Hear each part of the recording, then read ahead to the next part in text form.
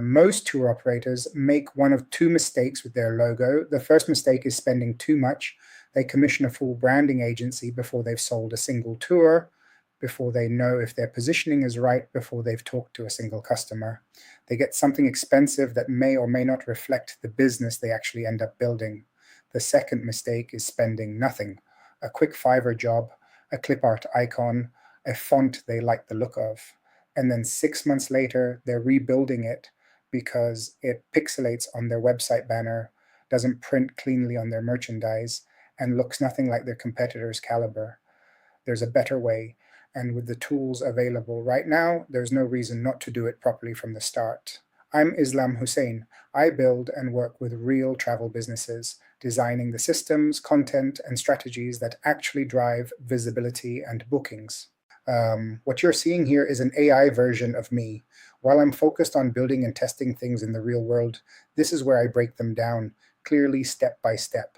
Everything you're about to hear comes directly from that work. Not theory, not recycled advice, just what's actually being used and refined right now. Before you open any design tool or brief any designer, there are 3 rules a good logo has to follow. If it breaks any one of them, it's going to cause you problems. Vector. Your logo must be a vector file, SVG or AI, not just PNG or JPG. Vector scales to any size without losing quality. A PNG that looks fine on a website will pixelate on a billboard, a tote bag, or a large print. Get the vector file, always. One color. Your logo must work in a single flat color. If it only looks right in full color, it's too complicated.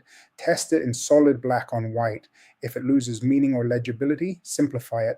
One color logos work on every surface, in every context. Minimal. If you have to explain the logo, it's too complicated. A good logo is recognizable at a glance. The mark or word mark should communicate something immediately, not through layers of symbolism that require a paragraph of context to decode. One more thing. Your logo is not your brand. Your logo is a container for your brand. What fills that container, the experiences, the content, the consistency, is what makes it mean something. A great logo with nothing behind it is just a nice shape. Here's the exercise that should happen before you choose a single color or pick a single font. Open Google, search your destination plus the words tours or experiences. Look at the first 10 results. Screenshot every logo you can find. From the search results, the websites, the OTA listings. Do the same on TripAdvisor for your category. Now map the colors. What are the most common ones? In Egypt's luxury travel market, you'll typically see a lot of gold, black, deep navy, and sand, all drawing from the same visual vocabulary of desert, antiquity, and heritage. The question isn't what color looks good. The question is what color does nobody in your market own? Because the logo that stands out in that landscape is the one that doesn't blend in with it. That gap, the unoccupied color, is your starting point. Let's run the exercise for luxurious Egypt. The Egyptian luxury travel market is saturated with gold and black. It's a strong visual language, but it's also everyone's visual language. If luxurious Egypt uses gold and black, it looks like the other 15 operators on the page. That's the opposite of what we built in episode 2. The gap we identified, deep teal, specifically an emerald-leaning teal that references the Nile without being a cliché blue. It reads as premium. It's distinctive in the market. And it ties back to one of the brand personality adjectives we chose last episode, timeless.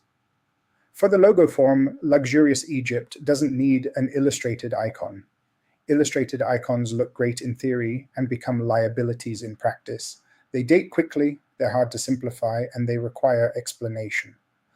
A clean word mark, luxurious Egypt in a refined serif or geometric typeface, does the job with more authority and more flexibility. The brief for a designer or AI tool would look like this. Wordmark logo, brand name, luxurious Egypt. Primary color, deep teal, hashtag 1A6B5A or similar. Typeface, refined serif or minimal geometric. Tone, premium, timeless, not ornate. Must work in single color, vector output required. That brief, 40 words, is enough to generate strong options in any AI design tool or to brief a designer without ambiguity. Your task, Run the color exercise for your market this week. 10 competitors. Map the colors. Find the gap. Write down the unoccupied space.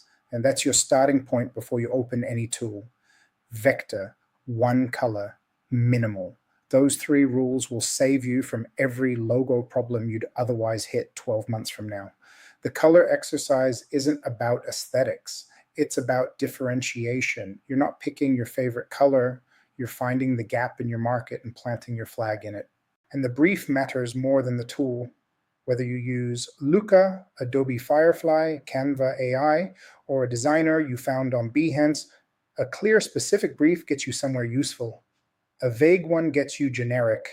In the next episode, we move from logo to full brand guidelines, how to turn everything we've built across these first 3 episodes into a simple one-page document that keeps your entire business consistent everywhere, regardless of who's creating the content.